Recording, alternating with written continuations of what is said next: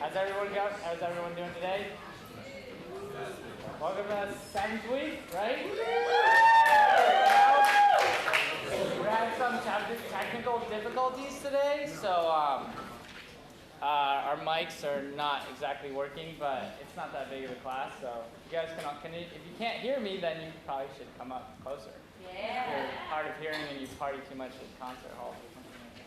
So just a quick reminder, we have our reflection papers due in 2 weeks from now, so that is 9th week. And then we also have a couple other announcements. I'd like to point out that there's an E3 potluck tomorrow, Thursday the 13th at 6 p.m. At the co-op, Landfair and Ophir, so there'll be plenty of good food and good times had by all. So everyone's welcome to come along. And then the other thing is I wanted to introduce a good friend of mine who has like a very exciting quick presentation. She's from Calvert. Her name's Corinne. She's working really hard right now. So give your attention to Corinne. Thank you. That was a very warm welcome. Like Lucino said, my name's Corinne, and I'm with CalPERG. I know I've made an announcement in here before about high-speed rail, which passed. Yay! Yeah, high-speed. So CalPERG, just a refresher, is a statewide, student-funded, student-run public interest group here at UCLA. We work on issues that students care about, saving the environment, making college affordable, getting students out to vote, all kinds of good stuff. In addition to being the lead group working to pass Prop 1A, we also registered over 2,300 students to vote here at UCLA for the election. Woo! Woo! Yeah. We just passed a bill that increases financial aid by $20 billion. So very good stuff. The only reason that we're able to work so effectively on campaigns is because over 30,000 students across California pledged CalPERG. That means they think these issues are important enough to put an extra $5 fee onto their bar account every quarter, and that's what funds CalPERG. So that's what I'm here to ask you guys to do. We need to keep 15% of the campus pledged in order to keep the chapter of CalPERG here at UCLA and keep winning on these issues. It'd be awesome to have your guys' support. You guys have the forms in front of you if anybody needs one. I have more here. And then it'll just show up on your winter bar account. So I'd really appreciate it if you guys pledge. You can pass them over to the aisles once you're done. Pass over the ones you don't fill out as well, although I doubt there's any of those. And yeah, does anyone have any questions or anything? Yeah? You already pledged, it's already continuous, right? Yes, exactly. Did you pledge? Yeah. Thank you. Awesome. Yes. Yeah. So I'll come around in a little bit. Are there any more questions or anything? Cool. Well, thank you guys.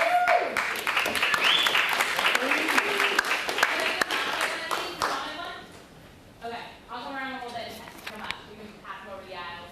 Thank you. Hi guys. So I know I talk about active research a lot, but now we're actually in the phases where groups have been signing up, and these so far are our 10 different groups, and they all have leaders and everything. We need to get them a little more solidified, but basically now we're looking for members.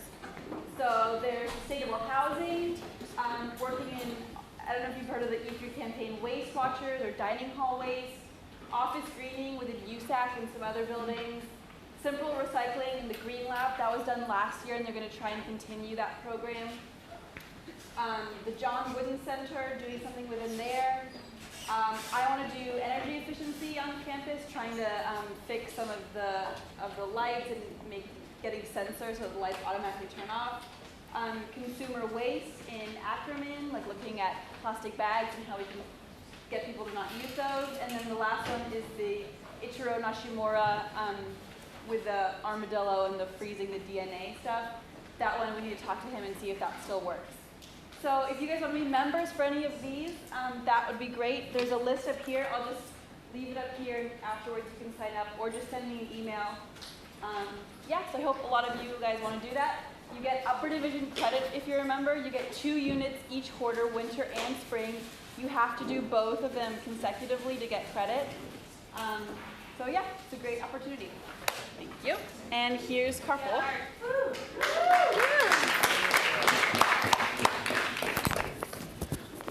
Class, without further ado, I would like to introduce our speaker for today.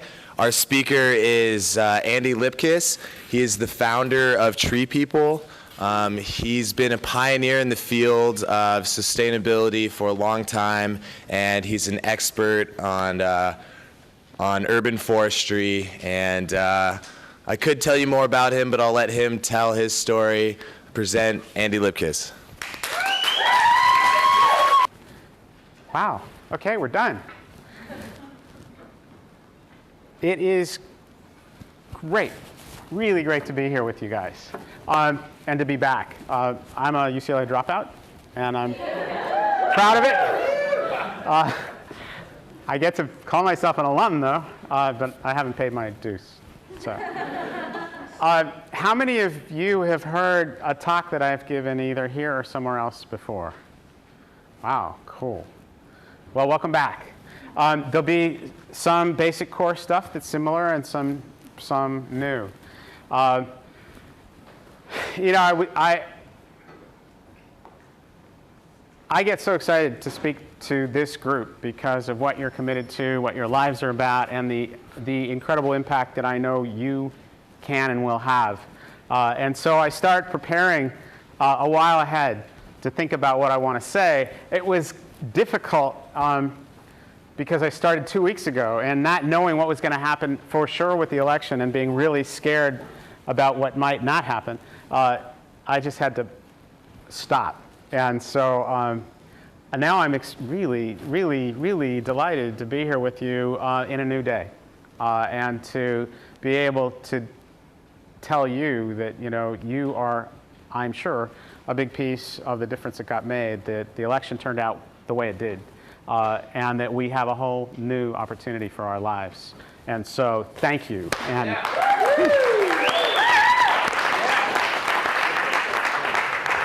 If they're parking, basically, we have to move your car to a different spot. Do you mind if I just move it? Go ahead. Enjoy. Don't leave paint on any other cars. So, I know you were in Florida. You guys worked, and any evidence that's needed that you do make a difference, you've done it. Truly against all odds and all hope. I don't know how many of you were thinking about leaving the country if things came out another way. But the foundation of everything that I'm saying now, it gives me a whole lot more hope in a time when we're going to be talking about sustainability, we're going to be talking about climate change, and you know, we're still in a time where the current existing administration, or as John Stewart would say, the still president, doesn't believe in it, or is beginning to acknowledge that it exists. And so a whole lot of what we're talking about is the potential to make radical, rapid change to save a whole lot of lives and make our lives worth living in the future. You all have a lot at stake. I include myself in that. But the more, and I've been working in sustainability now for, well, I would say all 38 years that I've been doing this since I dropped out. But there's so much more as we understand sustainability more and more. What we do now really does have a profound effect on the future. And I'm going to get into that with a couple new slides, unrehearsed. So let me just say that the purpose, where did I leave my notes? My purpose today is to let you know that there is a pathway to sustainability, and it is really simple. New words. I won't write on the board. Smart, green, infrastructure. Smart, green infrastructure, as opposed to dumb, gray infrastructure. You shouldn't have heard smart, green infrastructure together ever before. This is the first audience that will have heard it, though it's going straight to Congress within a couple weeks and will start being broadcast within the next few days.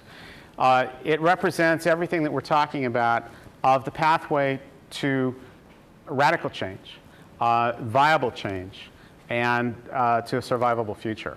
So I'm going to tell you what smart green infrastructure is, give you a sense of the cost to our lives of dumb gray infrastructure, how we have been raised. And then most importantly, what today is about, what you are about, what I am so excited to be here with you for, is the fact that you're the drivers. You sitting in this room today are probably the most significant drivers on this campus, if not beyond, to change the paradigm. And it's not going to change without you. Your voices, your bodies, what you do in these steps and other stuff that you do. Because smart green infrastructure barely exists. I'm going to show you a couple examples of it. But if we can plant that idea, that notion in the minds of this society, of our people, as the pathway to hope, they'll follow. And when we, the people, move there, then our leaders will get in front of us and lead us there. And that's the opportunity we have. It is a very powerful, as I said, very viable pathway, and that's where we're going. So the title of my talk is Engaging Nature and Community to Protect and Heal Our Communities. I'm sticking with this because our communities are at risk in a big way. And we're talking about re-engaging people, re-engaging the community, re-engaging nature to protect us and to heal us. That is what smart green infrastructure is.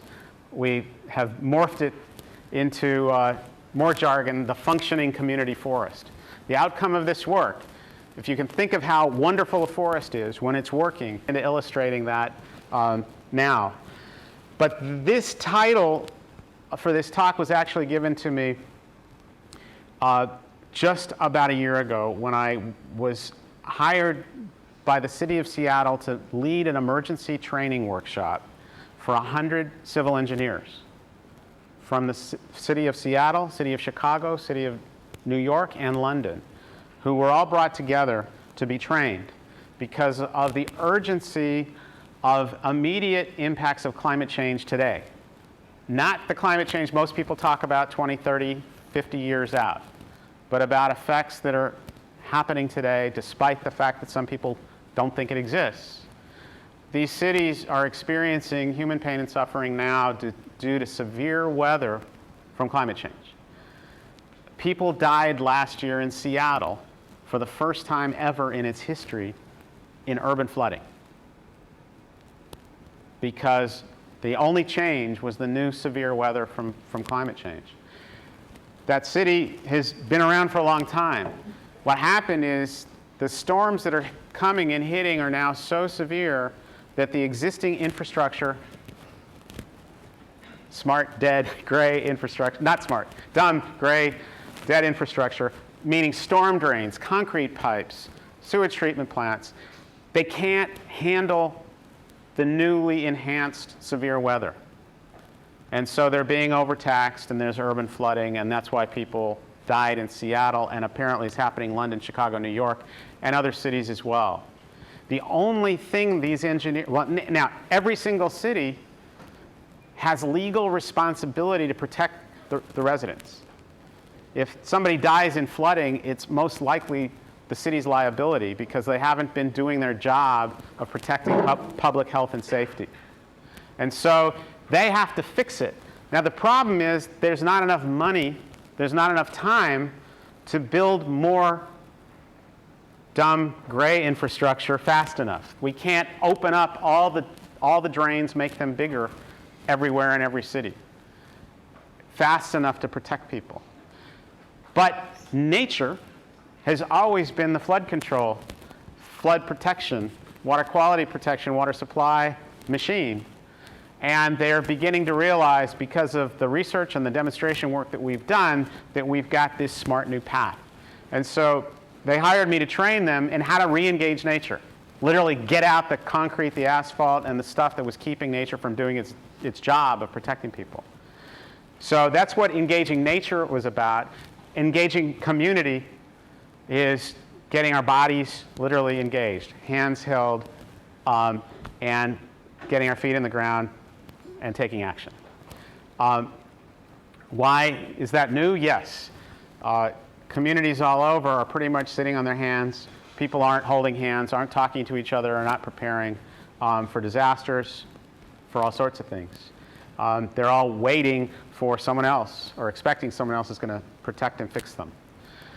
I gave this workshop. They were, sorry, so I can be a little more expressive. I gave the workshop, and the engineers ate it up. They're used to working with machines and pipes and not people. They had to be introduced to their skill and being able to reach out to the community and say, we need you to prepare and to work together. But they turned around and challenged me to take this same message back to the U.S. Conference of Mayors for its first ever climate change summit. It was 2 days after I spoke to the engineers, and there were 700 mayors from around the country. They're all experiencing some form of climate change, whether it's drought, fire, winds. They're not quite sure what to do. The engineer's message pleading with me was take this topic to them and let them know that if they don't change the way they lead their people, that they're facing a Hurricane Katrina type disaster in every community. And what they meant by that was not because there's going to be high winds in Omaha, Nebraska, but something is going to hit them. And if the community is not prepared, if people aren't prepared to engage, link up, hold hands, take care of each other, people will die. And that's what happened in Katrina. Nobody needed to die in Hurricane Katrina. There was enough warning. What happened was when people got the word, those who had cars, those who had the resources fled, but they didn't check next door. They didn't say, hey, do you need a ride? Can you get out? People got left behind in big ways.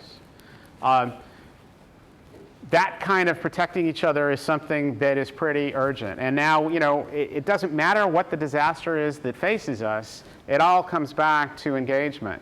And, we're all looking at very scary economic times right now.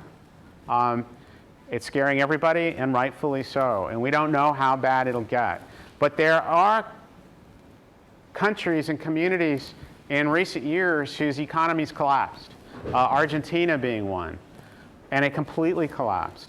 There was, a whole bunch of civil breakdown and violence for a while. But what happened, how the country saved itself, is communities linked up, held hands, created their own economies, non-cash, growing food, supplying people with what they needed. And so it almost doesn't matter what the disaster is that we need to prepare for. We do need to link people. Why am I telling you this? Because you're probably the most active community builders. From Facebook to whatever it is you might be in social networking, I encourage you to be ready. And I didn't mean to open with the downer and place that as heavy responsibility on you. The good news is that it works. The fact that you guys engaged more than ever around these elections produced a change that a lot of people didn't believe could happen. So that's why the title. And I'll just get into it. What drives my perspective is TreePeople's mission, which is kind of a match with yours. It is literally to inspire, engage, and support. Inspire, wake them up. Shake them up, excite, engage, literally get engaged, and support the people of LA to take personal responsibility for the urban environment, making it healthy, fun, safe, and sustainable, and to share our process as a model for the world. We share our process, warts and all, failures, lessons, successes, so people can stand on our shoulders and move quickly. So we're about making LA healthy, safe, sustainable. The way we do that is to repeat what I had said before. We TreePeople see that the way to get there is to literally retrofit Los Angeles in every neighborhood. LA 2.0. to function as a community forest, as a living watershed ecosystem, instead of a piece of dead, gray, inert infrastructure. So we've been working since, well, I've been doing this since I was 15. And I started, because I grew up here in LA, learned about the smog killing the trees when I went to summer camp, where my parents sent me to get me away from the smog. Smog used to be a lot worse in LA. I never had asthma or lung disease, I'm really lucky, but every day after school, when the air pollution was bad, I would come home, my mom would turn on the kettle to boil water so I could breathe steam, so I could actually take a deep breath. And the voters in Los Angeles said we should clean this up, and we created the Air Quality Management District, and then there was a Clean Air Act, and LA's air quality is profoundly better than it used to be. It's still amongst the worst in the world, and there are still some very, very severe impacts from our air quality that I'm going to get to in a minute, some stunning numbers that are really quite a burden for us that we don't tend to look at. Anyhow, they sent me to the mountains. I fell in love with them. I liked being with the trees, and then when I was 15, I learned that the forest was dying because of the smog. The trees breathe in the smog. The chemicals in the smog that they take in, carbon dioxide, of course, but also carbon monoxide and peroxyacetyl nitrate and ozone and all kinds of toxic, caustic chemicals that the trees take in to filter the air so they can produce oxygen for us. That stuff burns the chlorophyll, and the chlorophyll is the magic green stuff, like our hemoglobin. It converts light into energy and sugars. Less chlorophyll, less sugars, the trees start to starve. And in 1970, when I heard the message, the Forest Service had figured out that so many trees were dying so fast that they said there would be no forest by the year 2000 if something wasn't done. And they said the government isn't doing anything, and so it's up to you kids if something's going to happen. Replanting smog-tolerant trees, trees that can live in the smog that they had found. I started planting trees, and it felt really good. As a kid who grew up in an urban environment where so many people really believe that you don't make a difference. Teacher said, you can make a difference. Community leader said, you can make a difference. But everyone seemed to believe with their heart and soul and really feel squashed and didn't really believe that they could make a difference. And growing up here as a creative being like we all are, it was a painful reality to look at stepping into society and really to be told in the subtext, grow up, be happy, forget about your dreams, find a job, join the ranks, and get by. And then entertain yourself however you need to do that. Distract yourself, whatever drugs you want to select, whether it's football, beer, chemicals, or other distractions. Lock in, get by, and forget about your dreams. Something happened that I was really lucky. That one summer in 1970, 14 guys, 14 girls, when we learned this message that the forest was dying, we could see a couple trees dying in our camp, and we said, okay, we want to put something back. And we took a piece of land that had been used as a parking lot for 40 years. The camp had sprayed oil on the ground to keep the dust down. They parked the trucks there. When the trucks were gone, we played baseball on it, but it was essentially not unlike a schoolyard in LA or a parking lot in LA. We tore it up, took a layer of tar and sand off that was this thick. The soil got to have air and water for the first time in 40 years.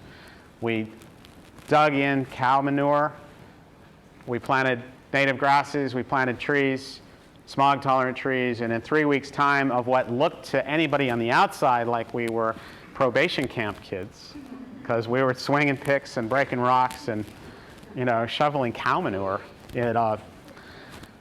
I would have said cow shit, but we're on tape.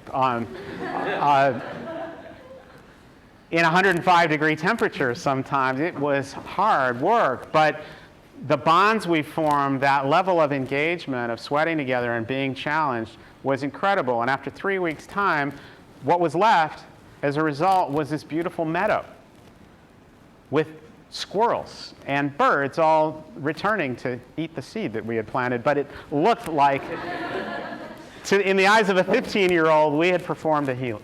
Our group had performed a healing. And getting a taste of that real power to make a difference and to have fun together doing it, I just didn't want to stop. And that's what put me on this path. That was 1970. And I just said, I can't go back to the system. And I managed to get into an innovative high school that let me just go full on, trying to figure out how to get more kids and people up to the forest to work to save it. And that's how I got started. And I want to be careful with not consuming too much time on my history, but I'll just say I started a lifetime of trying and failing and quitting and starting again. And now I don't quit, but I still try and fail. Because when you've got an idea that's new, you're swimming upstream. And when you put it out there to try to change the paradigm, whatever it happens to be, all sorts of things show up to tell you it can't be done. And in one sense, they're very convincing because they're called problems. The things that show up are problems. They are the things that are in the way between you, your dream, your passion, and where you want to get. And the problem with problems is all the emotion we've put around problems. We think problems mean failure. We think problems mean that we're not up for it. We don't have what it takes, otherwise we wouldn't have a problem. Since we're in a math building, it's really useful to actually use the math or the engineering paradigm for problems, right? It's just a set of circumstances that need to be solved to get you where you're going. Now, why am I underscoring this? Is because we are all on a frontier. The fact that you're in this class and that you're committed to doing something about sustainability, or at least exploring it, means at the moment you are swimming upstream in a heavy-duty current that's heading the wrong direction. And so the research that you're doing, the stuff that you want to take on, the dreams you have, you're going to get all kinds of caution lights and signs that say, can't happen, you're crazy, you're nuts, why don't you just forget it, or you don't have what it takes, or why are you dreaming? Anyhow, a set of problems that look impossible, you absolutely have the ability to solve them. And so the thing with the problem is just try, learn from whatever the mistake was and try it again, and don't worry about some teacher, some parent, somebody criticizing you. If you are curious, you're curious for a reason. You are units of healing on the planet, and you're being fed that passion, that dream, so you can get there. So for me, I had to figure out how to get what I thought was thousands or ultimately millions of kids planting trees to get a taste of how good it was and how good it felt to actually be making a difference. And 15, running around talking to adults saying, hey, I want to get kids to the mountains. And I go, yeah, right, grow up, get a job, whatever. I first couldn't figure out how to say something that made me credible, and then as I began to do that, people still thought it was kind of weird. I turned 16, the first day I could drive. I drove to the headquarters of Chevron Oil, which used to be called Standard Oil, downtown, and because they were saying that they cared about the environment and they were running commercials, not unlike the ones they do now. I don't know what their brand is at the moment, but it was, do people care? Yes, people do, and we're doing all this kind of ecosystem restoration. I said, hey, you say you care, forest is dying, need your help. I'd like you to partner with me so kids could get up and plant smog-resistant trees and really start doing some restoration. And the head of PR looks at me and goes, why is he taking my time? I got to get him out of here. So I can get on with whatever my work is. And so he just tried to dismiss me and say there was no problem. That, he was just in the forest, the trees looked fine to him. And I said, no, they are dying. And I pulled out my stack of research that a UCLA biology student grad student had taught me how to use the biomed library long before there was internet or computers, how to pull up all this data, and I had it all. And I was well equipped. And he went, okay, I can't budge him on that. And he saw that I had a revolutionary streak. And now this is getting dangerous because well, it's good to tell you a little bit of my personal history. I'm off the critical path story here, but we'll get on it. He saw that I had a revolutionary streak, and he thought, okay, I can't get him out of my office on denial, so let's go with it. And he said, well, if the forest is dying, it's because of Kaiser Steel's, whose mill is down in Ontario at the foot of the forest, and what you need to do is organize the workers of Kaiser Steel to shut down the company until they clean up their smokestacks, because that's what's killing the forest. And he told me how to do it, where to open up the headquarters, how to organize the workers, gave me a pat on the back, paid for my parking, told me what good things the oil industry is doing to clean up pollution, and sent me out of the office smiling. And by the time the elevator hit the ground floor, I realized I'd been had. And I was so angry and so devastated. It was like, how could anybody do that to a kid? To just squash their passion. And I went, you know, I'm not going there again. And it was go back to school, play Frisbee, ease the pain with herbs, and get on with the flow, you know, just try to be happy. And that lasted, it seemed like several months. It was probably a few weeks until the dream came back and just said, hey, I got to do this. I got to try something else. No one is going to do that to me again. So I got to get my argument down. I got to get my antenna up, and I started again.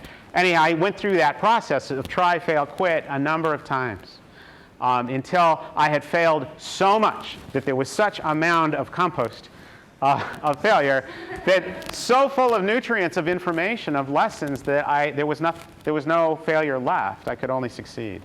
And so I had finished high school. I was in my first year of college, and I found 20,000 trees that were smog tolerant in a state nursery. I found 20 summer camps that wanted to plant them because their trees were dying. I got them ready, asked the state for the trees. They said, great, give us 5 cents a piece, and you're off and running. And this is 1970, so $600 was a lot of money back then. That was like a year's rent for me. And I didn't have the money, and they said, well, we can't give away the trees, and if you don't buy them, we're going to start killing them. And I didn't have the money, so they started killing the trees. To make room, it wasn't like they were holding them hostage. They actually grow them in beds, and they had to make room to grow next year's crop. And if they didn't lift them and use them, all these thousands of little seedlings just would grow together and fuse into one block of biomass and be a waste. So they plow them under to make room for more trees.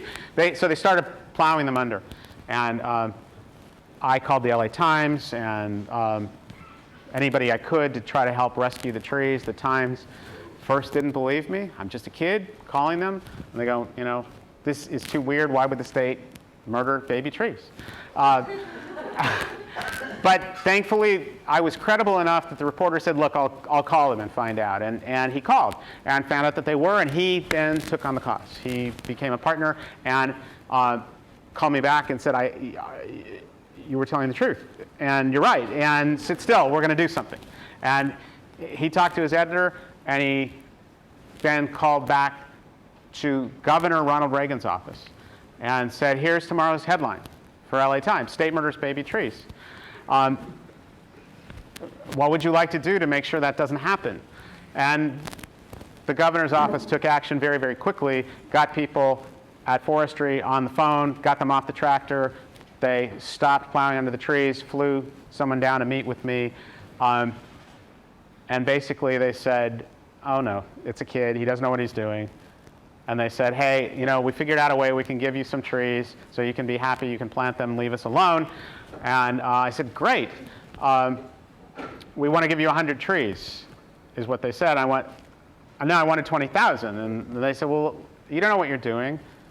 Trees are living beings. If you're not careful, and if you don't know what you're doing, they're going to die. And it's not easy to have them live. People think it's easy, it's not. I said, I know. And they said, yeah, but so what? And I said, well, I want 20,000 trees. And they said, we don't have them, you're going to kill them. I said, let me tell you what I know, what I learned. And I laid out the plan of how we would plant them and how we would get thousands of kids to water them, care for them, feed them, protect them, and do it viably. And they were shocked. They said, how did you know that stuff? And I said, for 3 years, I've been calling your people and telling them what I want to do, and they would say back to me, you can't do that. It won't work. And I'd say, well, tell me why. Tell me what would work. And they, in 3 years of trying and failing, and them saying no, and me asking, they gave me a pretty thorough forestry education. And I had a totally viable plan. And they were amazed. And they said, your plan will work. We'll get behind you. I said, 20,000 trees, please. And I went, well, we don't have that many left. I said, well, what happened? And I said, well, we killed 12,000. We got 8,000 left. And you can have those. And they delivered them to my house. I was going to Sonoma State College and living in a farmhouse with 8 of us, and they brought them to my house 2 days later in boxes, 8 boxes, 1,000 trees in a box, pushed them off the back of the truck, and the forester said, good luck, kid. By the way, these have got to be in refrigerators in the next hour and a half or they're dead. And they got to be potted, planted each one in their own little milk carton or planter in 10 days or they're gone. And I began recruiting friends to have potting party, all through the night. And we got soil donated, milk cartons, we potted the trees. The Times called me to see how things were going. I said, great, somehow I got to get them from up there down here. I think I need 50 cents a tree, but I don't know how I'm going to get them, but I think LA school kids would like to do it. And they ran an article in the paper a few days later after interviewing me. The headline was Andy versus a bureaucratic deadwood. And it told the story I just told you, and then actually a little bit more detail, finished with a quote from me. I've gone to big business and government and not actually gotten any help. Now I'm taking my project to the people. All I need is 50 cents a tree. Put in my folks' address and said, if anyone wants to help, you can. Well, within minutes of people's papers being delivered, they started calling my folks, who called me back. I was back up happily in Sonoma County. And people were pretty interested. Some woman showed up at their doorstep at 6 a.m. in her bathrobe, having been driven from Beverly Hills by her chauffeur, with a $500 check. And a local TV show wanted to interview me. I flew down, did the interview the next day, and came home, and there was a sack of mail on the front door step. In one day, kids from all over had sent envelopes with 50 cents or $1. Trees in memory of their grandparents, or grandparents sending in memory of their kids. 50-cent contributions. It took my 2 grandmothers, aunts, uncles, all of us opening the letters, sitting on the floor, reading them, crying. Next day, the same thing happened. In 3 weeks' time, we had $10,000. And it was pretty amazing. I usually say at this point, I took it and went to Mexico, but I've used that line too many times. But no, we took the money, formed a nonprofit organization, and that is the source of TreePeople. I don't usually take that much time, but I was your age, or a little bit younger, when all this unfolded. From that point to who we are today and the world, the impact we're having in the world has just been one more step after the next.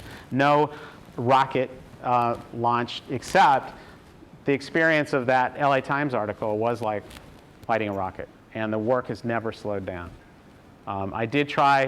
I promised myself I would only do this for a year and return to a normal life, because environment wasn't in anybody's lingo. Sustainability was not. The option of doing this kind of work was certainly not. And I thought I needed to be normal instead of weird. And so, I can't believe I did that. Sorry. Normal. And so I said I'm going to quit after this first year, go back to school. I tried that. I was not very happy.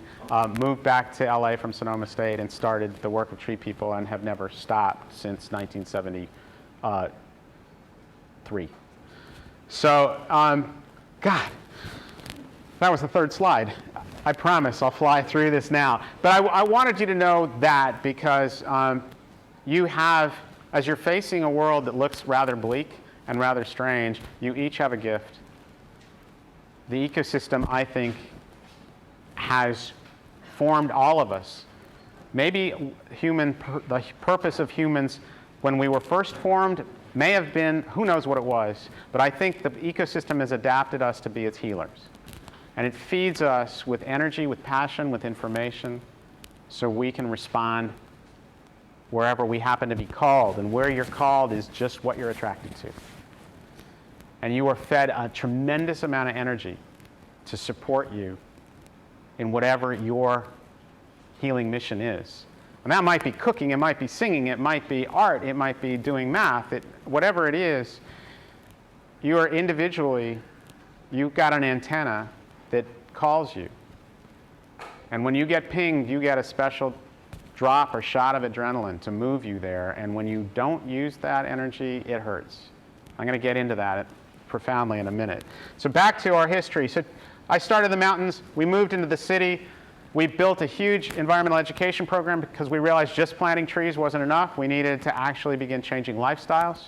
We helped build LA City's curbside recycling program. We expanded our environmental education program to be one of the largest in the country, reaching 150,000 kids a year at that time, 125,000. We reached enough kids in 2 years, 250,000 kids, that had them take the message home to their families and change their lifestyles. That built LA's successful curbside recycling program. At the time, the best program in the country was getting 30% public participation, Seattle. LA expected very little participation. In fact, LA planned to build 7 incinerators to burn its trash because it knew people wouldn't recycle, because it knew that was unacceptable lifestyle change. What we did was empower kids to go home, change their families, and they did it. We deliberately designed critical mass, right? We wanted to design a paradigm shift. We knew about the notion of critical mass, the tipping point notion, long before that book was written, because it's been well documented for a while. So we went for 250,000 kids to change the 600,000 kids in LA Unified Schools and have them change all their families. When this LA program turned on, after reaching those kids, 2 years of education, 90% of the people in LA participated. And I tell you that story because the way to sustainability requires lifestyle change. And there's not a politician in this country, there aren't many anyhow, that are willing to tell people that they have to change. This new president might just be one who's willing to do that. But I studied climate change when I was a student here 40 years ago, and the federal government has not taken any action in 40 years, and there was plenty of good climate science because every politician, even progressives, know that if they tell you that you have to change, you're going to throw them out of office. The way to make change happen is to lead it, to inspire it, and that's where it's in our domain, our hands. And then government will follow. So in this case, 90% of the people in LA changed their lifestyle, participated in the recycling, and blew everybody out of the water. It was such a powerful response that it's become part of environmental mitigation law, including environmental education for kids, to help change people's behavior in wastewater, in stormwater, in all kinds of stuff. And by the way, it put LA on the map. There's this book called Sustain Lane that rates the 50 largest cities in this country on sustainability, all with equal measures. 13 measures. One of them is waste management. The only place where LA ranked number 1 was this: solid waste management, public participation. Everything else, it's kind of like in the dark ages, but that brought it so high that it came out number 25. We've got a long way to go. But anyhow, TreePeople has a profound environmental education program. I mark it also because there may be ways that you want to engage with that. We have done in the past disaster relief. We don't do it now. We do preparedness.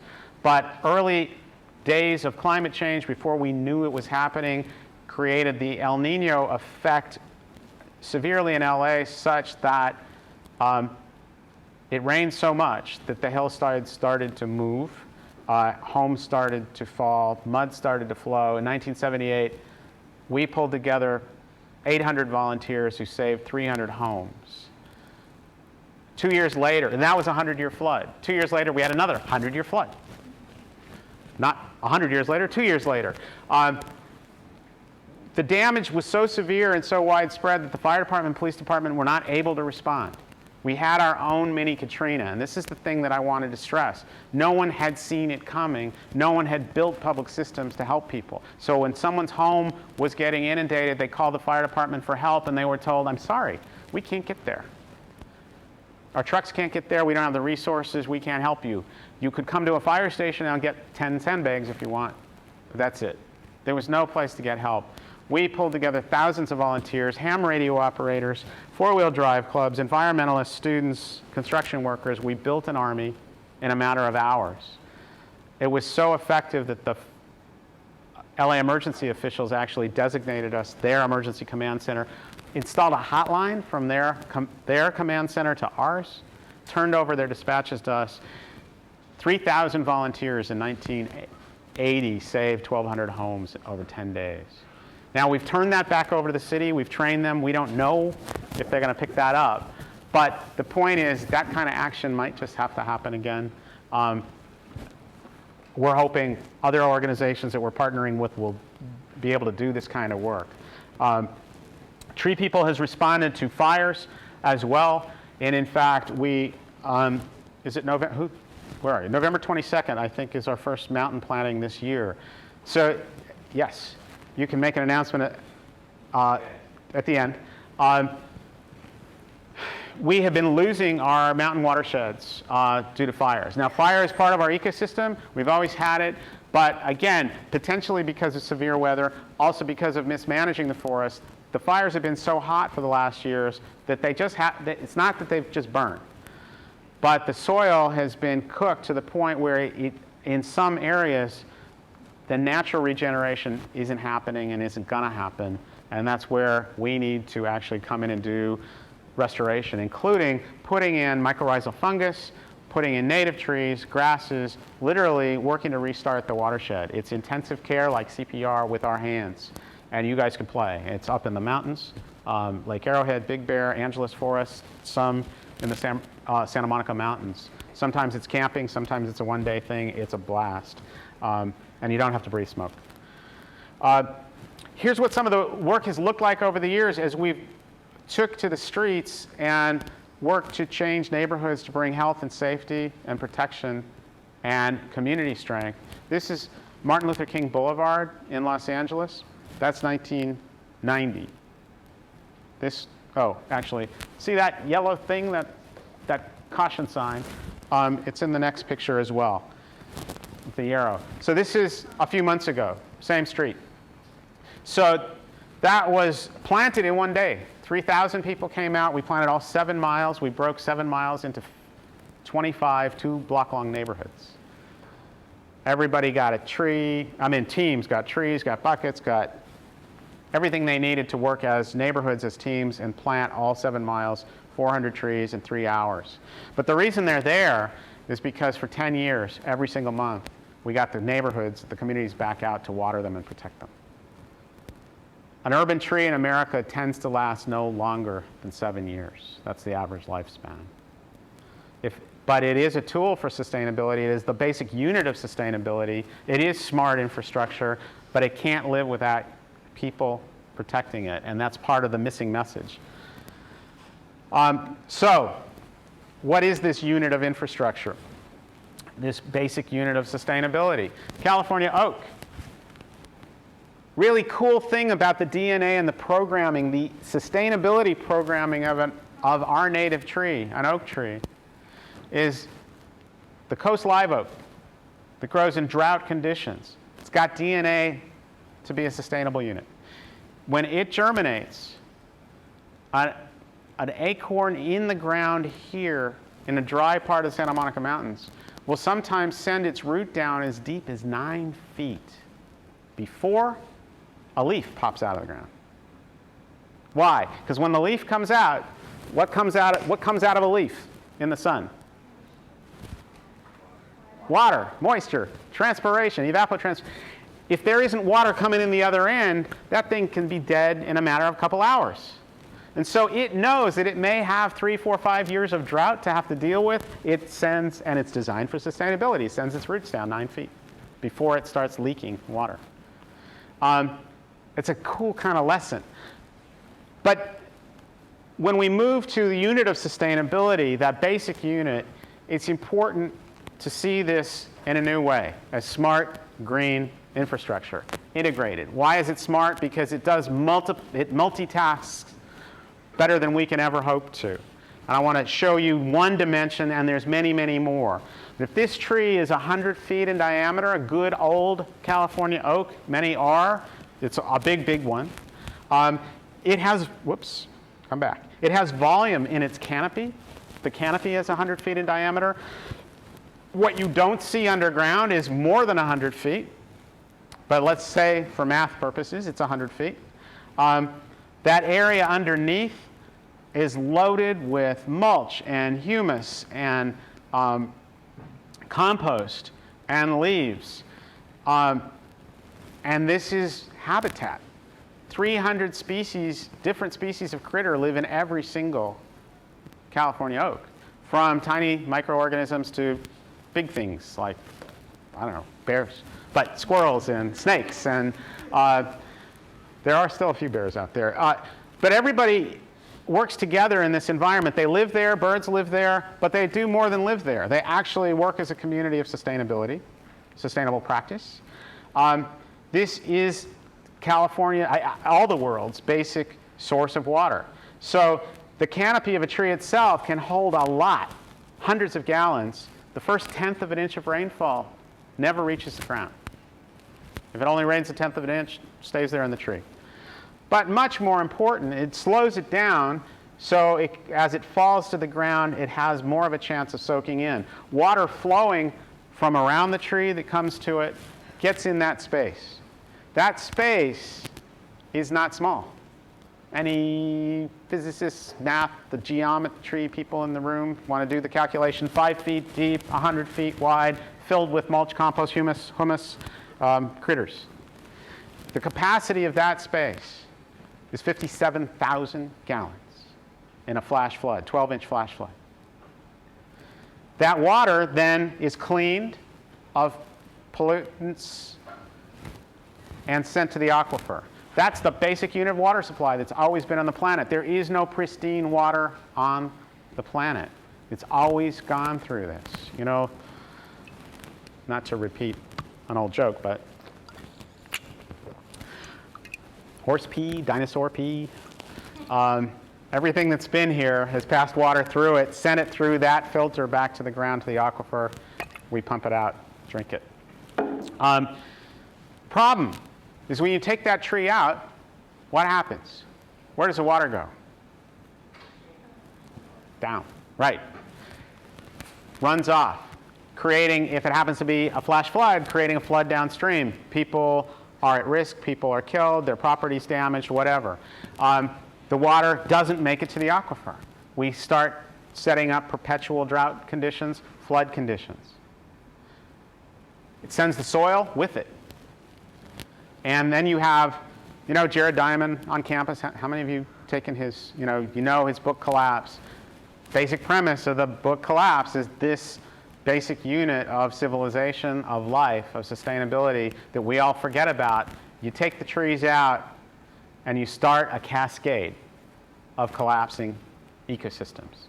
So you lose the tree, you lose the water, water rushes off, it takes with it what? Nutrients, soil.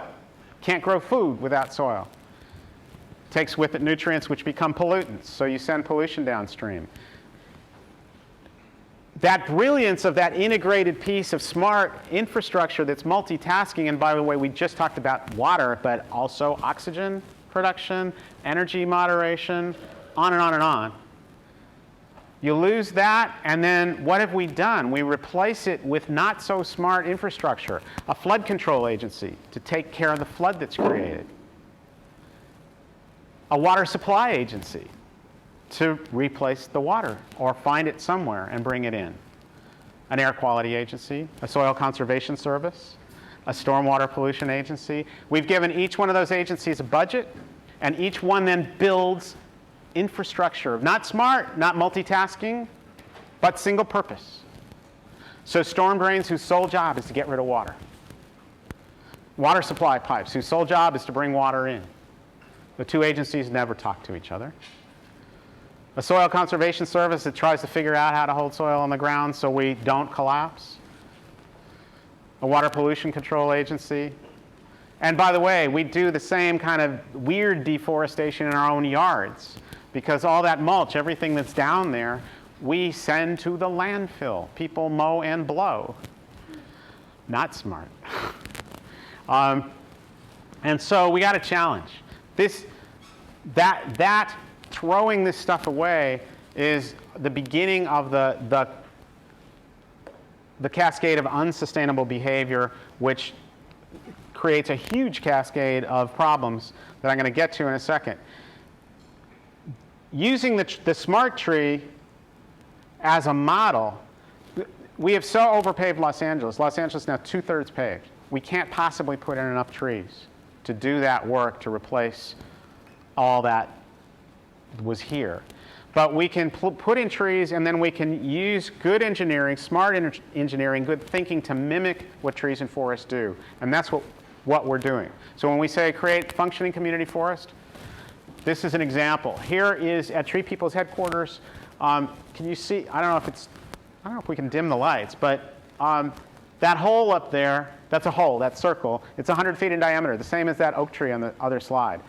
In it, we have put a cistern, 100 feet in diameter, 10 feet deep instead of 5 feet deep. Instead of mulch, we've got pillars to hold a top on it. Its capacity, 216,000 gallons. It harvests all the rainfall on our headquarters and supplies us with water. That is a model for how we can start engaging more than just trees in meeting some of our urgent needs. Why is it important to do that? Los Angeles today, because it throws away all the water and doesn't use what we get very smartly. Can you all see that huge green area up the western United States? The Colorado River watershed, that is our water supply footprint, as is the Owens Valley, LA Aqueduct, Mono Lake, and the Sacramento River Delta. All of those areas are what's needed to bring water to here. Yes, we share some with Las Vegas and Arizona, but most of the water's coming here. What's the problem with that? Well, we're creating deserts all throughout the Southwest by draining them and sending the water here. We are surrounded by mountains in Southern California. All the water that comes here has to come over the mountains. It has to be pumped and then delivered. So right now, the single largest use of electricity in the state of California, get this, California, 6th largest economy on the planet, 6th largest economy. That makes us the 6th largest country. The largest use of electricity in our state, in this economy, is to pump water to our city, to bring water here. So we can water gardens, take showers, do whatever we do. That's kind of crazy because we are not actually a desert. We're a semi-arid ecosystem. It rains enough in our average 10 to 12 inch rainfall to meet half our needs if we were to capture it, but we don't. We throw it away. This is the LA River. After a normal storm, lots of water flowing down. In fact, when it rains 1 inch in LA, we throw away from this city 7.6 billion gallons for every inch of rainfall. 7.6 billion gallons of water. Boom, throw it away. That's insane, especially since we are generating climate change to bring water here when we don't have to. So I forgot a laser pointer, but wanted to get into what we did with that tree. Here is dumb infrastructure, but it was never called dumb. It's just what we did. It was smart at the time when we built cities. We created different agencies. So I'm going to jump a bunch. Blue, water supply. Can you read that in the back? Cool. LA City spends over $1 billion a year to bring in water. Billion from just LA City. Over here, green, flood control. $500 million a year to throw away all that rainfall. How much is that water worth that they're throwing away? It's half the water we need. We need $1 billion worth. We throw away $500 million worth. We're spending $500 million to throw away $500 million worth of water. Pretty crazy. Up at the top of the circle, sanitation.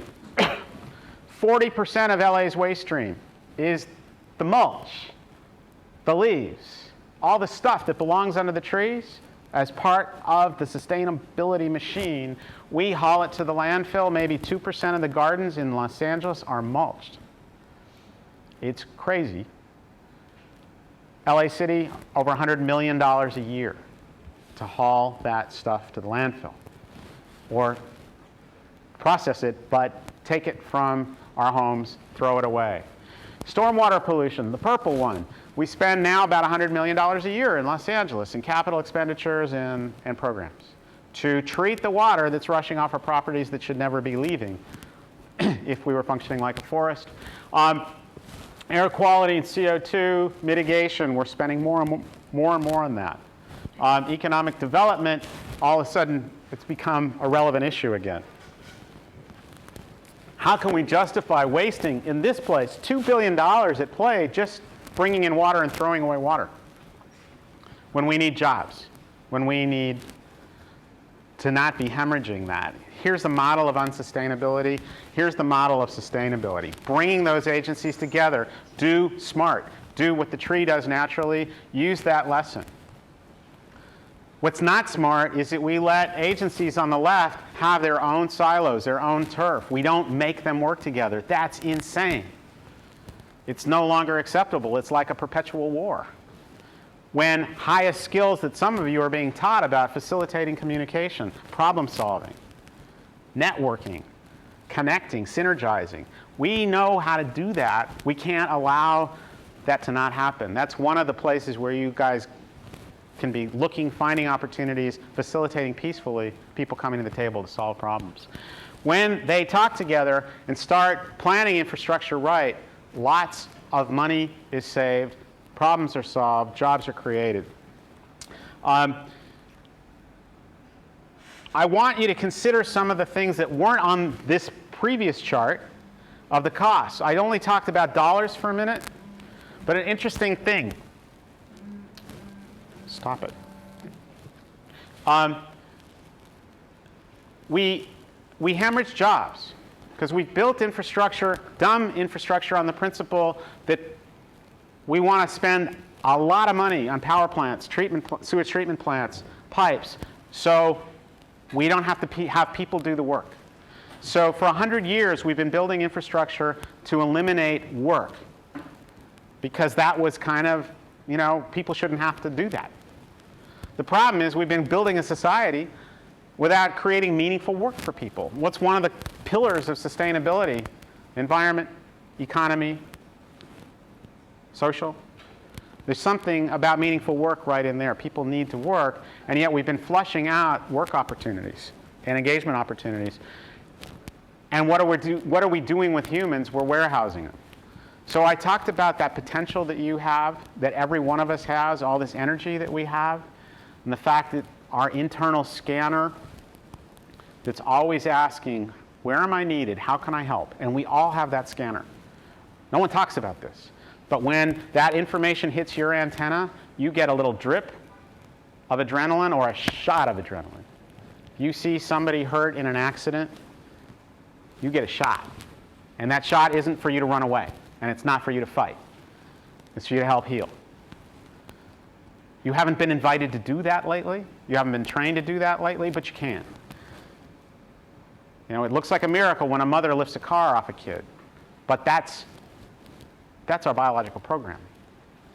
But consider that everybody's got this scanner going on, picking up pain and suffering and getting drips or shots of adrenaline, and they're loaded with energy. Any energy not recycled, the basic physics, energy not recycled becomes pollution, whatever form you see it. Consider the form that pollution takes in the human body. Energy not recycled becomes some form of pollution, physical and mental, pain, frustration, alienation. We feel ill at ease when we can't respond, when we see something that pulls on us. Sorry, microphone. Reload. Sorry. Not used to this. So we feel ill at ease. Are you still getting sound? Great. Ill at ease, a little bit like disease. That energy, that not recycled becomes pollution, becomes a real challenge for us in other areas, and it has a huge economic impact. 4 days ago, I was on a panel with the state controller talking about Prop R, $40 billion that we voted for to fix transportation. Amazing, except the money may not be there. And the legislature's been taking some other transportation bond money. Why? Because they've had to support the public health care system. They've also had to support the prison economy and deal with some other issues. But mostly, these two things. I just got the report on the way here. The prison, the piece of all of California's economy that is just warehousing human capital, warehousing human energy, unused human energy, the prisons. People who are mostly not working, whose energy is moving them to use it in unsafe, unhealthy ways. The prison economy is $10 billion a year. It's 10% of the state budget, of the general fund. Huge hemorrhage of cash. Public health care. It's in the 20-30% of the state budget. Why is that an issue?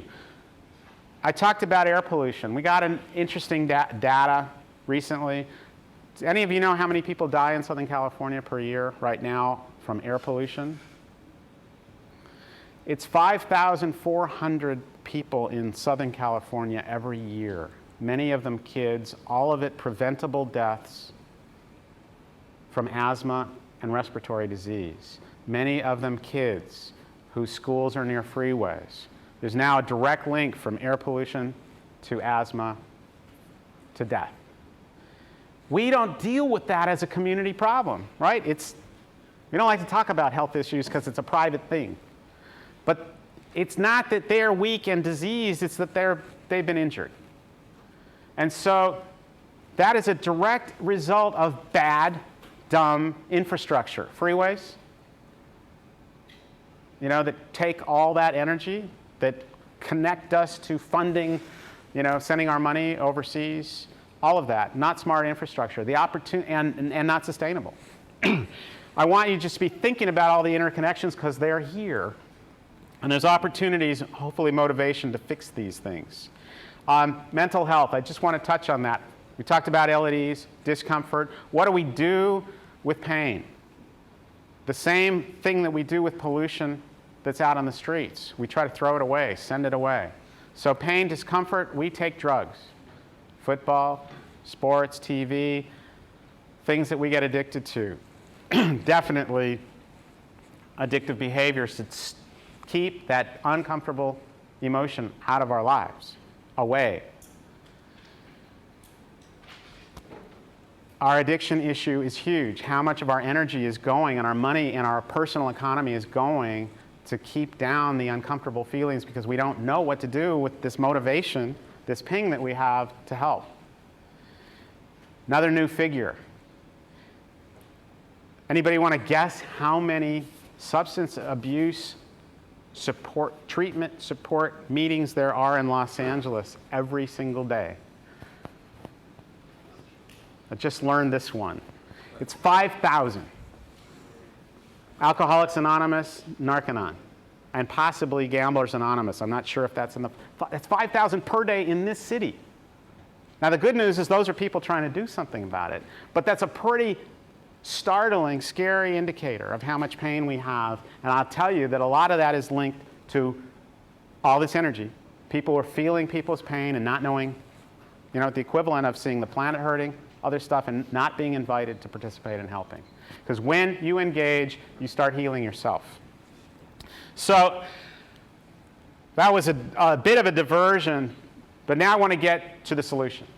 and it's good. So when you go back to all those different agencies that were around the circle, we started challenging them to start building smart green infrastructure in LA. Didn't call it that back then. We just said, hey, we could fix this by getting you guys to the table and redesigning infrastructure to mimic nature. I pulled together a bunch of agencies. The Forest Service, Tree Folk, gave us the first challenge grant. We raised $1 million to prove that it was technically feasible and economically feasible to completely retrofit LA. That we hemorrhage so much cash every year, plus the planned capital expenditures on new infrastructure for Los Angeles, new water supply, new wastewater treatment, new flood control, just those, was going to be about $20 billion. But all separate agencies, all of them thinking they don't have enough money. All of it Band-Aids, none of it sustainable. I said, what would happen if we got all of you together, put the $20 billion in one pool, and redesigned LA to function sustainably? And we did it. We pulled together 100 designers, engineers, architects, landscape architects, facilitated them through a collaborative process to redesign LA, to retrofit what's here, because we can't build a new city. I mean, we don't have any new, we can only retrofit. And they spent 4 days together, came up with incredible designs to bring that functioning forest to homes, commercial, industrial, public land like schools. And we did the economics for 2 years as well. 200 agency scientists and economists to show that it actually made more sense to do this. We took one home in South LA and retrofit it just to show that it could happen anywhere. We designed the house so it could capture a 100-year flood and not send that water to the street. We put in cisterns, we bermed the lawns. I'm going to plug this in and give you some short little video. We have to keep teaching people. Studies aren't good enough. So the engagement process means reaching people where they are. Fell on a Southland house today, but it wasn't an accident. It was a demonstration to show how our own homes can be retrofitted to save water and money. Tia Lee has the story. A man-made downpour today at Center City Home demonstrated a water-saving system that could reduce energy costs and fight pollution, drought, and flooding if used citywide. The environmental group TreePeople formed a coalition with LA County and city government agencies which are funding the project to turn this 80-year-old home into a water reclamation center. First of all, we capture water from the roof. We take the roof drains, which all of the city send water to the street, redirect the water so it flows into the lawn. We've sunken the lawn a little bit, or raised a berm around it so it can capture thousands and thousands of gallons. We've taken water from the rooftop and put it into the cistern, these tanks. These tanks are here, they feed the irrigation system. The two 1,700-gallon cisterns can also pump the water into the street via an underground pipe if need be. In the driveway, oil-polluted water drains into a dry well and is filtered before seeping into the ground. The high-tech equipment is complemented by the use of old-fashioned compost and mulch in the garden that acts as a sponge for the rainwater. All our cities were built without understanding nature. This is about working in partnership with nature. I'm very honored and pleased and privileged to have this, my home as a test site for something that can be used in the next millennium. The cost of retrofitting most homes would average $10,000. It's hoped the agency sponsoring this project will pick up the tab and make this a reality in LA in the next 15 to 20 years. In South Los Angeles, Tia Lee, KTLA News. So we started demonstrating that something different was possible. And we did that. We retrofit some schools. Here's a school out in an environmental justice zone in the valley. We taught the kids how to go out and find the problems on their schoolyard, how to do some simple engineering, re-engineer their campus. They did it. Here they are sharing it with their community. Their case was so powerful that it attracted $250,000 from Department of Water and Power, so we could literally build their dream. This is a stormwater filter underneath the schoolyard connected with all these drain pipes, but think of that other thing as the bottom of the trunk of a tree feeding the water out down underground. This is 40 feet under. That was their campus. This is it now. And what you're seeing is part of the city's water supply, flood control, pollution prevention system, and energy conservation system, instead of a green lawn that uses water. Another school we did this with, I'm going to fly here, we put in a cistern in order to prevent a pollution problem. That polluted water would have been going to the bay. This cistern captures 125,000 gallons, and underneath it, again, all the irrigation on their campus is supplied by the rainfall that we're harvesting. When we did these demonstration projects, the engineering agencies, LA Department of Public Works, Flood Control, an agency we happened to sue over the notion of saying there's a watershed here, and they said that there wasn't. And they wanted to spend a whole bunch of money making the LA River bigger so it could throw away a flood, because LA itself is under flood threat. And I don't have time to tell you the whole story. Anyhow, the county was going to just do what it does, more infrastructure, more gray, and we thought that was really stupid. After the LA riots, the Rodney King riots, and they had $500 million they were going to use to raise the walls of the river, 2 to 10 feet, raise 25 bridges, just to contain this extra flood water. And we thought, well, that's dumb, we need to put it in the ground. They didn't agree. We got in a battle. They couldn't understand what I was talking about, so I went through this whole project that I just talked to you about to demonstrate that it was possible. The head of county flood control, when he saw these projects, came back to me and said, we think maybe you figured it out. We're sorry we didn't understand. We need to build this citywide. We really do need to scale up for the whole city. Let's take an entire subwatershed. If we can replicate your engineering, your ideas, your economics, you can have our money. We were going to put in a $42 million storm drain. If we can prove it's feasible, you can put your forest in instead. So that feasibility study that we launched took 2 years, but they agreed it could be possible. And this is Sun Valley, California, in the San Fernando Valley. It's an area 9 miles long from the northern end of the valley down to Burbank Boulevard, 8,000 houses in it. They discovered it would be feasible, and we went to work on a 6-year-long community watershed planning effort. This is the city's first ever declared environmental justice zone. Toxic water runs through the streets from illegal auto disassembly yards. Kids can't get to school. It's bad news. It's right here in our community. Kids getting skin cancer, high diabetes, juvenile diabetes, morbid obesity, classic stuff. And they were the last area in all of Los Angeles County to get their flood control needs met.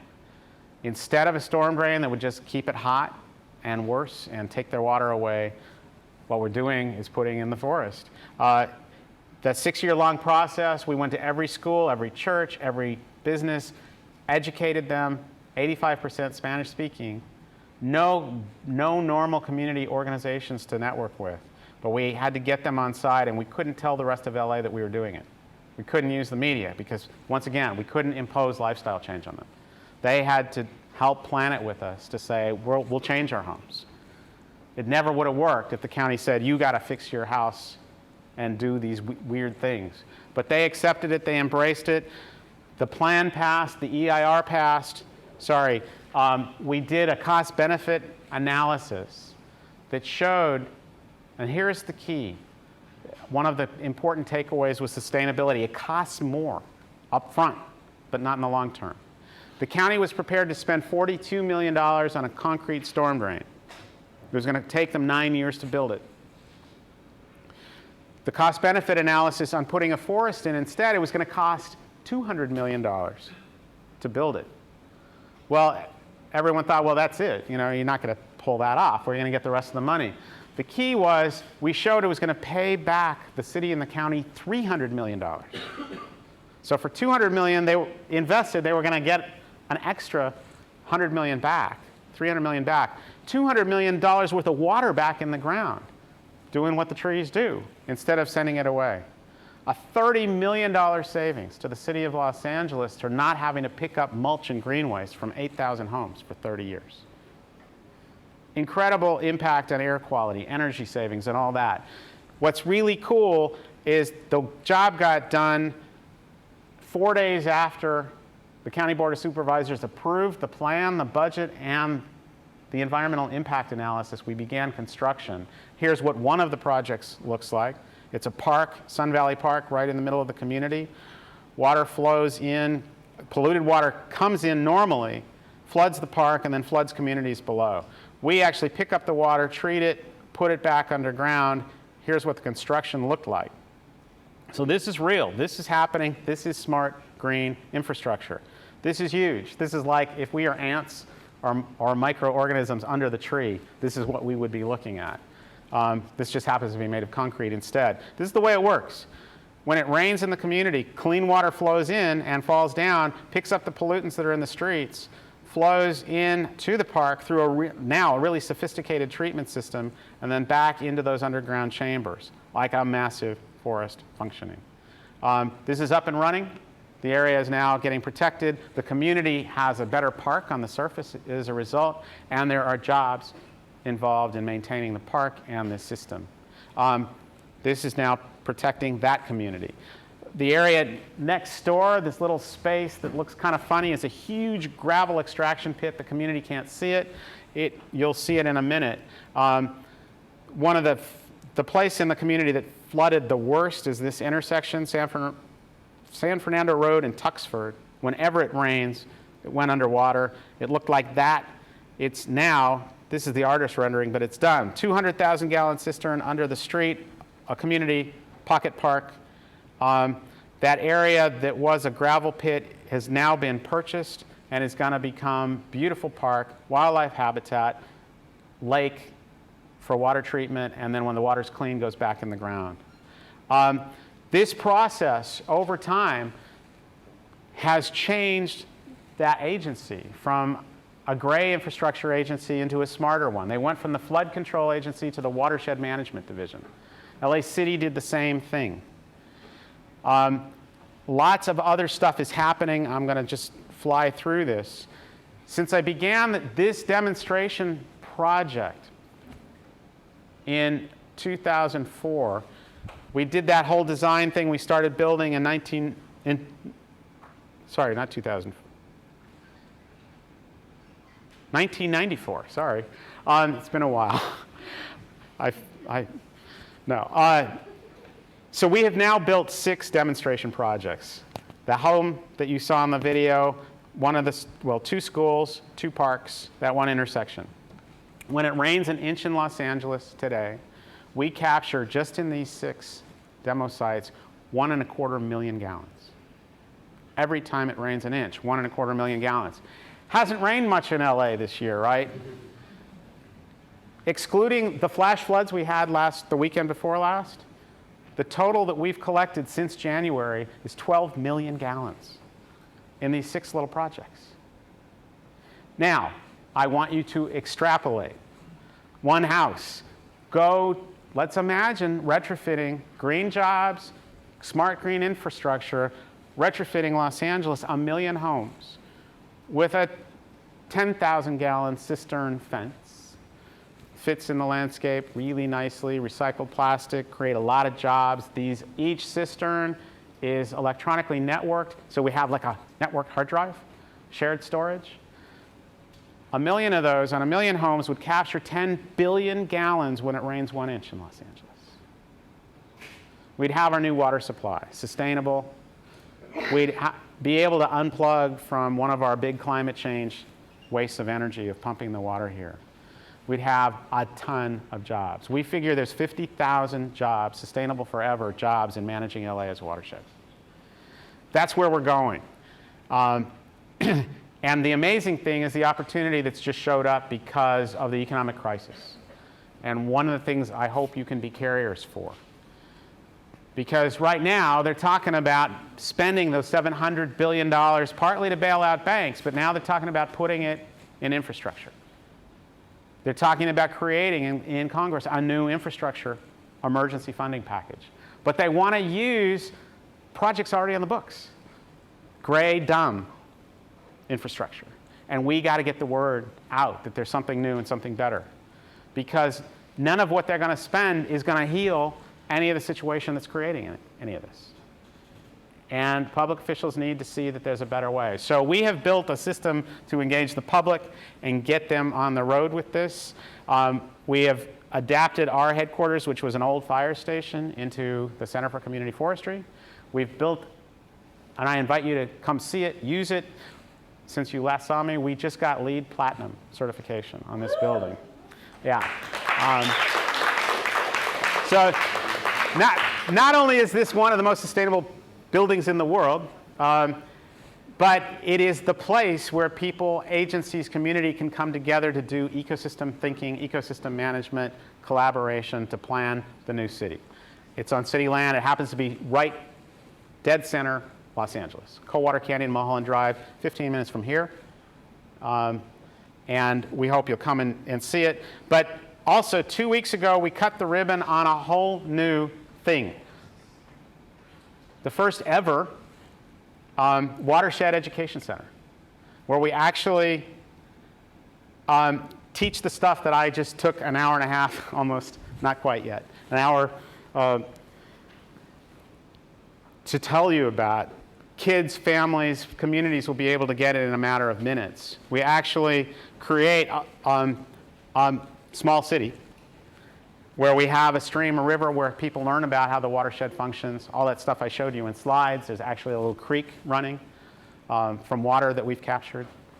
You learn how the watershed worked, get to listen to the lovely water, but then you enter into the city and see what happened when we paved the watershed. And you can see two houses there. They're identical. The city's cut exactly in half. There's what we have today. Kids put pollutants on the ground. We make it rain with sprinklers. They follow the trash into a storm drain. They peer into little windows we have on the storm drain. They follow it to it opens as the LA River, see it flow, follow it to the ocean, and see all the pollution and what happens. And then the flip side, on the left side over there, they actually see the healed city. Identical city, fixed. And how they get to be the manager, the new manager of the ecosystem, the watershed, and their life. How to retrofit their homes, their streets, their schools, their neighborhoods. This is what we're teaching. It's so exciting and it's so powerful that the Museum of Museum of Natural History wants to replicate this as a garden teaching facility there. It'll take them another 4 or 5 years to build it.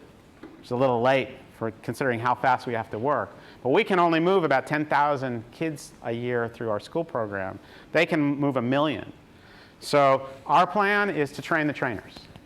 Have neighborhood leaders come up here, get trained, everybody that we can now, but then let them take the millions through the replication of this facility. So this stuff is getting real. It's getting very exciting. I'm going to skip through this theory stuff and just come down to it's not done. We've made a lot of changes, but there is tremendous resistance out there. It's getting better. We got a new president. Hopefully, we get to keep him. It's not going to happen on autopilot because there's a lot of forces in place to keep things the way they were because they're scared of change, because they think that change might mean they're going to lose jobs, lose control, and all kinds of stuff. And I want to tell you the last story. Yes, we still have time, and we'll still have time for questions. On our center, we actually were committed to doing everything we could sustainably. I wanted waterless urinals in that building, and the city wouldn't let us put it in. And I said, this is insane. We got to do it. We're a model of sustainability. They kept saying no. We finally got agencies together, and they said, yeah, but you got to have the city council allow it and pass an ordinance for your site. And our builders and budget people are going, Andy, you got to stop this because it's costing, you know. And I didn't understand what that meant because I'm kind of passionate. I've learned. Construction prices were going up 35% per year when we were building, and I delayed things over the toilet battle for close to a year. The plumbers union would not, they decided that we were the place that waterless urinals had to be stopped and not allowed in LA, because if we could get it, then all LA could get it, and if LA could have it, the whole country could have it. And futile resistance on their part, futile fighting the war on my part. It took us a year. We failed. in the battle. They lost the war. They're now legal. It cost us almost $3 million in delayed construction costs. But, you know, battle scars. So I want to leave it back to you. Your opportunity, I hope this isn't too uncomfortable. Maybe you thought you were just students, but we need you as leaders. We need you to take everything you've learned, your passion, and get that out there. Do these projects, advocate, join us, be the change, because people will be inspired by you. They will follow. Change is absolutely happening. And, you know, even Obama, as great as he is, people close to him tell me he really does believe in nuclear power. That is not an answer. It doesn't create jobs. It doesn't heal the economy. I'm not attacking him. What I'm saying is we need to stay engaged with our brains, with our lives, with our bodies, with our demonstrations to say there is a way that works. They're listening. They love you. I love you. I do. That's not an empty word. Sorry. We got a job to do. We got to stay engaged now more than ever so the promise that we've worked so hard to build will be fulfilled. And it is so exciting. I've got chills. It's so exciting to be here with you to deliver on this incredible future, this incredible promise. There's going to be hard times ahead. We hold hands. We support each other. You guys are an amazing family. The vibe from E3, G3, E3. I've got this group of women who are landscape architects who banded together. They call themselves G3, Green Garden Girls or Green Garden Group. They're doing sustainable landscapes, so that's why I interchange you. But you guys are inspiring. So there's a few minutes left. I'm going to stick around for questions. I don't know how much more time you put on my car if you made it back. Okay. I'm supposed to be with Ban Ki-moon at 5:30, the head of the UN. So I'm going to leave by, what? Don't leave yet if you can stick around. No, I understand. I don't mind if you do, but he said stay. Do you want to, anybody have any questions, comments, criticism, eggs?